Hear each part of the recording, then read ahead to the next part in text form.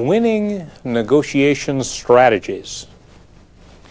Many years ago, the author, W. Clement Stone, made an interesting statement we sometimes call the slight edge principle. I think it's so applicable to us as managers. He said, there's very little difference between people, but the little difference makes a big difference. Nowhere is that more true for us as managers as in our use of negotiation strategies and tactics. We're going to look at a number of them in this session, but before we do, I want to mention 4 important principles that I hope you'll apply with each of these strategies and tactics. The first principle I think I can best describe with an example. I remember many years ago I did a program for a major company. It was a company that negotiates very above board, very win-win in their nature. It's important that you know that for the story. A young lady came up to me after the session. We had talked about all the different strategies and tactics.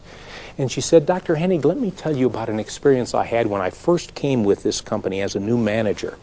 I went with our senior buyer, I'm in the purchasing department, on a training trip, and I was observing, and I watched him in this particular negotiation. And she said, I couldn't believe what happened. She said the company made the proposal to us, and as soon as they did, he closed up his notebook, put it in his briefcase, and was about to get up and walk out. She said, I couldn't believe that in an organization like this, we would use something that strong that early in the negotiation. But she said an amazing thing happened. They got him to sit back down, and they came forth with another proposal. And in a very short period of time, we seemed to put together a very good, what I thought was a win-win long-term agreement for both parties. But she said, you know, it still bothered me. As soon as we got out of that room, as soon as I had a chance, I asked that senior manager how often he uses something as strong as the walkout that early in a negotiation. He thought for a minute, and he said, you know, I don't think I've ever used the walkout before, but the timing was right. That's the first principle. Remember the importance of timing. Timing is extremely important in the use of these strategies and tactics.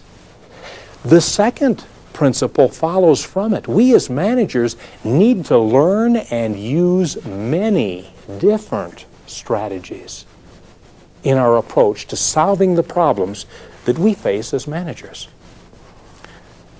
There's a third principle that's very important. We're learning these strategies not only to use them, but what? To be able to recognize them and understand what we should do as a counter to them so that we truly understand how to handle in every situation these different strategies and tactics. The first strategy, agent of limited authority.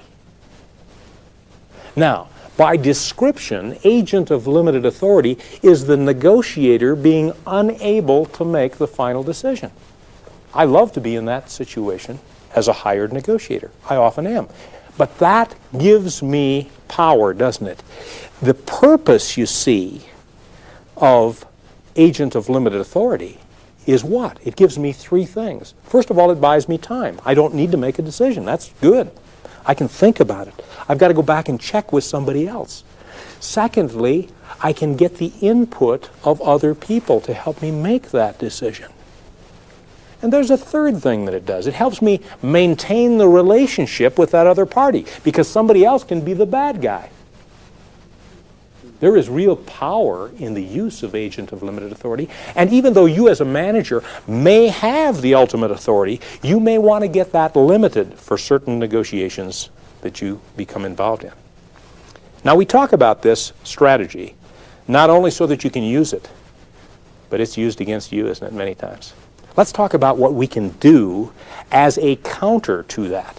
The first thing that I would say to you is be sure that you determine the authority level before beginning the negotiation. And you can simply ask, on matters of this nature, who makes the final decision here? Now, what's likely to happen when you ask it up front? Their ego may get in the way, and certainly they're not thinking about using agent of limited authority later on, and they'll say, I'm the person responsible. It's much more difficult for them to switch later on. A second thing that you can do to counter agent of limited authority is try to arrange access to the ultimate authority.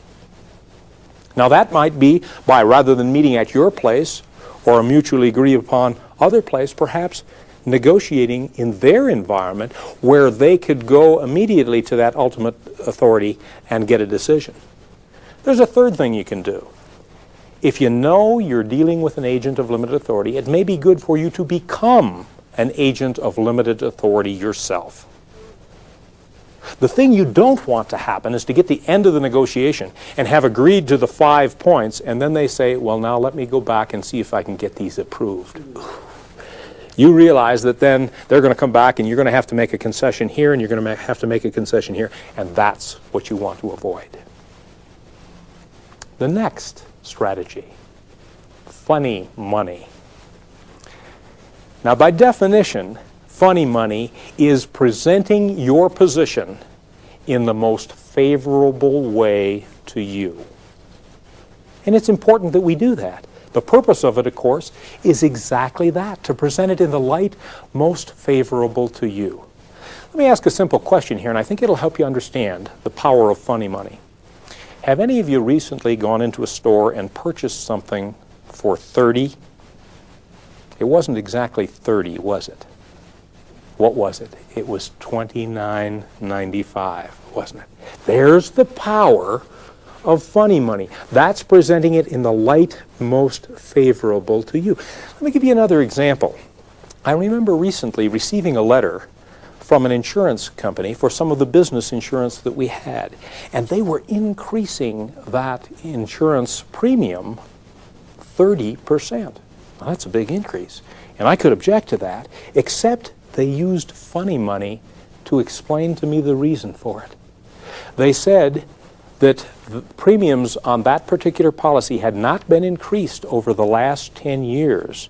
And in the last 10 years, the inflation rate, the consumer price index, and many other things that they quoted were much more than the 30% that they were increasing it.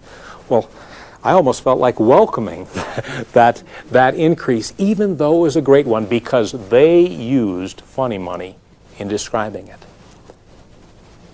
How about the counter to funny money? All you need to do here is recognize that it may be used and make sure you look at things in the light most favorable to you.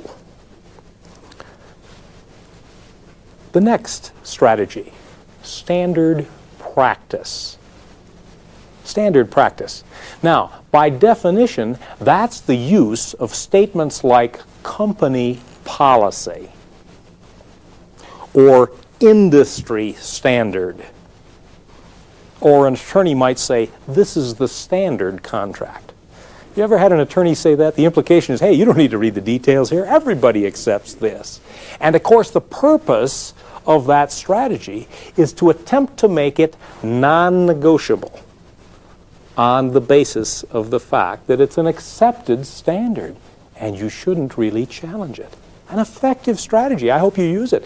I remember early in my speaking career, I explained to a training director that with his company I was going to do a certain thing. He said, oh, Jim, you can't do that.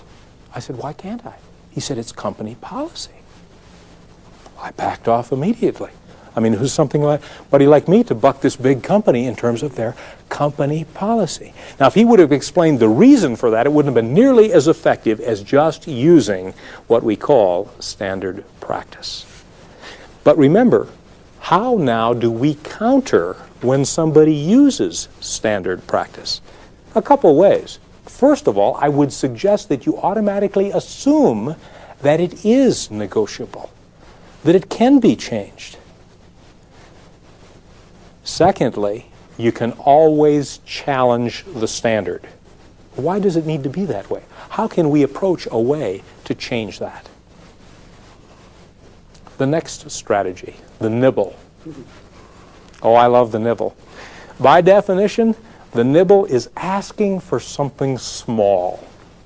And it's particularly effective near the close of the negotiation when you can get an agreement there. And of course, the purpose of it is to get something a little bit more than you would get otherwise. Let me illustrate the nibble with an aircraft purchase example. The last time I purchased an airplane, quite frankly, I paid probably a little more for the airplane than I should, but I did use the nibble at the end of that negotiation. The individual selling me the airplane had pointed out two minor problems with the airplane that he intended to get fixed. We had negotiated the price to a certain level, and I decided to try to close the deal by throwing in a nibble here. I said, I think I can agree to the price that we've talked about here. Why don't we go ahead and knock $5,000 off, and I'll get those two things fixed when I get back. What did he say? He said, sure enough. Now, you think about it. That was $5,000 in my pocket rather than his pocket, and it was there for the asking. Now, I point out this example, not to say I was a good negotiator. I already told you I probably paid a little more than I should for it. I pointed out to ask you a question. If you were the individual selling me the airplane, and you saw I liked it like I did, what would have happened had he said no to that nibble? What would I have done? Yeah, you got it. I would have bought the airplane anyway, and the money would have been in his pocket rather than mine because he recognized it as a nibble. You see, I challenge you as managers to know and recognize these different strategies. Know that the counter to a nibble, if it's a true nibble, you can often refuse that and you'll still accomplish the deal. The next strategy ties into this example. It was the very reason that I probably paid a little more for that airplane than I should. He used the next strategy, the puppy dog, on me. Now, the puppy dog gets its name from the pet store owner who has the 5-year-old boy and his parents come in late on a Friday afternoon. He's about ready to close. They're looking and considering a puppy. What does he say? Why don't you take the little puppy home for the weekend? You can decide on Monday whether you want to buy it or not. That is a sold puppy. You see, the definition of puppy dog is allowing the other side to try the product or the service or the proposal without commitment. And of course you use it in a situation when you know they're really going to like it because the purpose of it is to appeal to their emotions. That happened when I looked at this airplane. First thing he said to me was, Jim, jump in the pilot seat, let's take it for a flight. Well, we no sooner got off the ground than he said, Jim, did you ever have an airplane with color radar? I said, no, I didn't. He said, you're going to love this. And he turned on the color radar and started explaining to me what a great safety factor that was going to be when I had my whole family or my business associates in the airplane. Then he moved on. He said, did you ever have an airplane with Loran? At that point, I hadn't. He said, you're going to love this. And he turned it on. He punched in my hometown. He says, look, Green Bay is exactly, and he gave me the number of miles, and it read off immediately. And then he pressed another button, and it read out the ground speed. Ooh, do pilots like that? He pressed another button, and it told me exactly how long it would take to get to my destination. Was I liking this airplane? Yeah. Then he said, let's see, what's your home phone number? And he grabbed the flight phone and he put that in. He says, here, tell your wife how you're enjoying this. I mean, I was really liking that airplane. As we came around for a landing, he said, let's see, your part of the country, a lot of snow, a lot of bad weather up there. He said, have you ever shot a missed approach where you had to execute a missed approach because the weather was so bad when you got done? I said, I sure have. He says, you're going to love this radar altimeter. And he turned that on and explained how that sends a beam down, and you know exactly how high you are above the ground. I paid too much for the airplane. But he effectively used the puppy dog. There's only one consolation to that. How will I sell that airplane? I will use the puppy dog technique when I sell it.